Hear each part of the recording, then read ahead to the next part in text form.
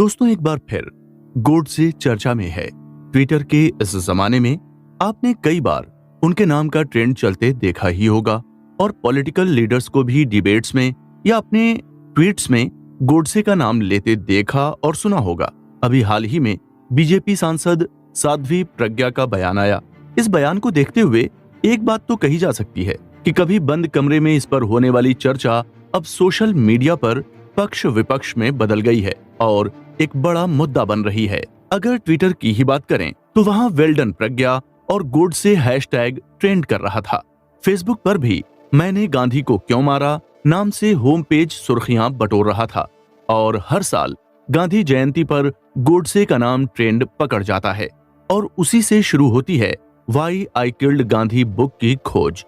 हम जैसे वो सारे क्यूरियस लोग जिन्हें सिर्फ सुपरफिशियल बातों से काम नहीं चलाना होता है बल्कि डीप रीडिंग के बाद एक स्ट्रॉन्ग ओपिनियन फॉर्म करना होता है, एक ऐसा ओपिनियन जो किसी से बहुत इन्फ्लुएंस्ड ना हो और हम एक वेल रीड और इन्फॉर्म्ड सिटीजन बन जाएं ताकि फैक्ट और र्यूमर के बीच की थिन लाइन हम कभी क्रॉस न करें।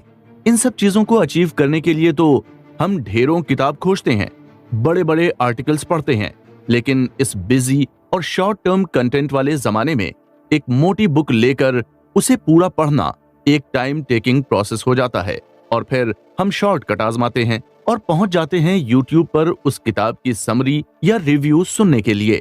पर खुद सोचिए, क्या वो 5 मिनट का वीडियो एक 500 पेजेस की बुक को कितना ही जस्टिस दे पाई होगी? इसी प्रॉब्लम को सॉल्व किया है हमने, जहां पर कुकू एफएम ऐप आपको प्रोवाइड कर रहा है वाई आई किल्ड गांधी की समरी, जिसमें बुक का सारा क्रक्स मौजूद है।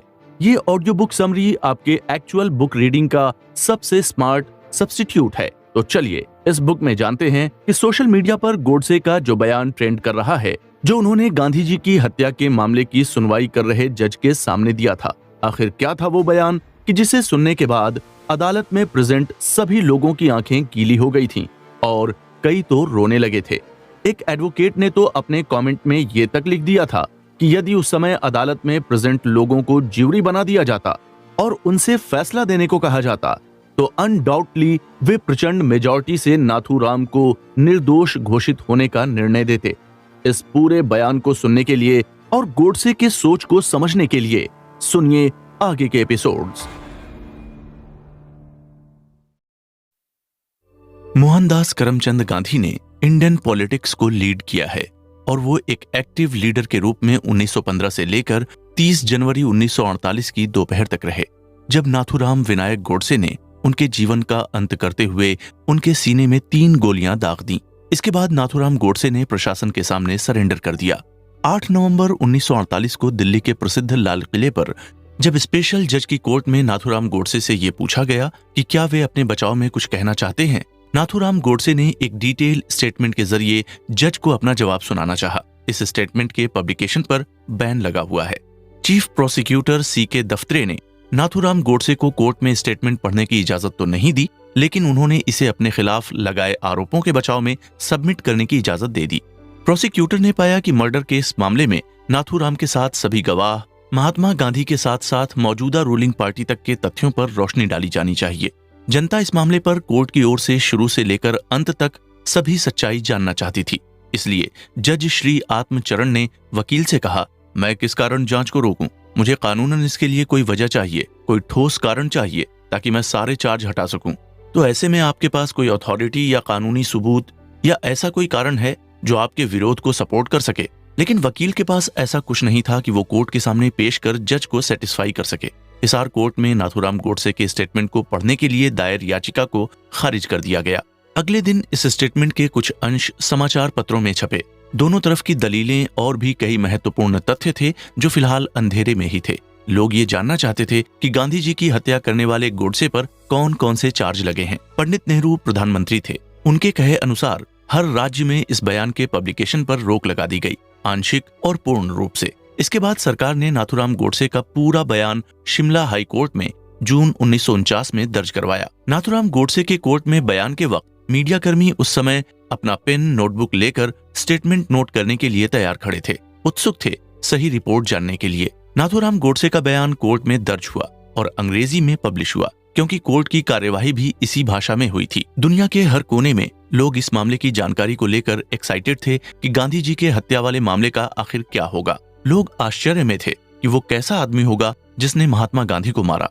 उस समय के कुछ जाने माने लेखकों ने इस विषय पर लिखा। उन्होंने उस समय के हालात, जमीनी हकीकत, जजमेंट और उपलब्ध आंकड़ों पर खूब लिखा, क्योंकि शायद वो जानते थे कि वो इतिहास लिख रहे हैं और आज की जनता भी यही पढ़ना चाहती है। कानूनन ऑथेंटिक स्टेटमेंट अब क्लियर हो चुका था और उस समय के कुछ राइटर्स ने माहौल के हिसाब से चीजों को तोड़ मरोड़ कर भी पेश किया। पढ़ने वालों ने भी अपनी खुद की राय बना ली थी और असलियत और अंदाजे के अनुसार स्टेटमेंट का अपना अपना मतलब निकाल लिया था। इस बारे में नाथूराम ने खुद कहा था कि कुछ ईमानदार इतिहासकारों ने मेरे किए गए काम को लिखा है और एक दिन भविष्य में वे सच को जरूर जान लेंगे। नाथूराम गोडसे ने जिन परिस्थितियों में ये काम किया था, उस लिहाज से वे उस समय परम पूजनीय हो गए थे। लेखक गोपाल गोडसे नाथूराम गोडसे के छोटे भाई हैं और महात्मा गांधी मर्डर केस में शामिल रहे थे। वे बेहद शर्मिंदा थे और अक्टूबर 1964 में जेल से रिहा हुए, लेकिन एक महीने बाद एक अन्य मामले में फिर से गिरफ्तार किए गए और फिर 1 साल तक जेल में रहे। फाइनली 1965 में उन्हें रिहा कर दिया गया। इस किताब में नाथूराम गोडसे का लाल किले पर दर्ज किया गया पूरा बयान दर्ज है। इससे पहले हम आपको उस मामले की तमाम डिटेल्स, इन्वेस्टिगेशन की जानकारी बताएंगे जो स्पेशल कोर्ट में प्रस्तुत की गई। कैसे 15 नवंबर 1949 को नाथूराम और आप्टे के ऊपर चार्ज डिक्लेयर होने के बाद प्रोसीजर कंप्लीट हुआ। इस पुस्तक में नाथूराम विनायक गोडसे के बारे में जानकारी और उसके साथियों के बारे में जानकारी सहित लेखक के अपने विचार भी हैं। गांधीवादी विचारधारा के लोगों के द्वारा नाथूराम और आप्टे का विरोध होना निश्चित था।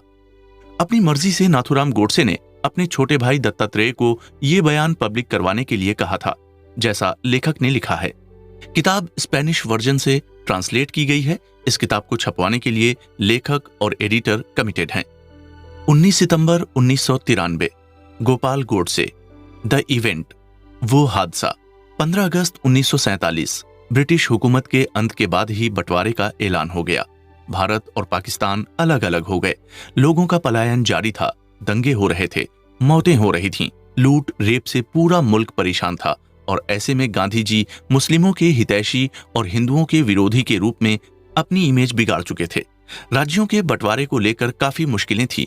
हैदराबाद के निजाम गांधी जी की आज्ञा का पालन नहीं करने वाले थे और वे कश्मीर पर अटैक करने के बारे में सोच रहे थे। उस समय सरदार वल्लभ भाई पटेल